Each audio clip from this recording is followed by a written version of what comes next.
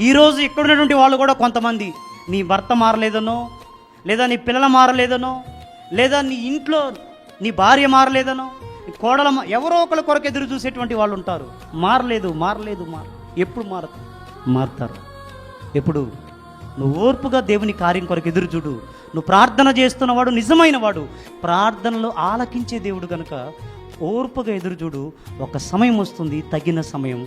అప్పుడు ఖచ్చితంగా నువ్వు చేసిన ప్రార్థనకు ప్రతిఫలం ఖచ్చితంగా నువ్వు అనుభవిస్తావు. దేవునికి మహిమ కలుగునుగా. ఓర్పుగా దేవుని కొరకు కనిపెట్టాలి. ఆయన సమయం వచ్చిందాకా కనిపెట్టాలి. అర్థమైందా? విశ్వాసులు, పరిచారం చెబుతున్నా, సేవకులకు కూడా చెప్తున్నా, దేవుడు నీ జీవితంలో కార్యం చేసిందాక ఓపికగా కనిపెట్టు. అంతేగాని గాబరా పడాల్సిన అవసరం ఏమీ లేదు. అర్థమైందా? హడావుడిగా ఏదో ఒకటి చేసే కన్నా నిదానంగా దేవుడు చెప్పింది చేయటం మిన్న. అంతేగా? అవునా కదా? అది లోకంలో ఒక సామెత ఉంది, పరిగెత్తి పాలు తాగటం కన్నా నిలబడి నీళ్లు తాగటం మిన్న.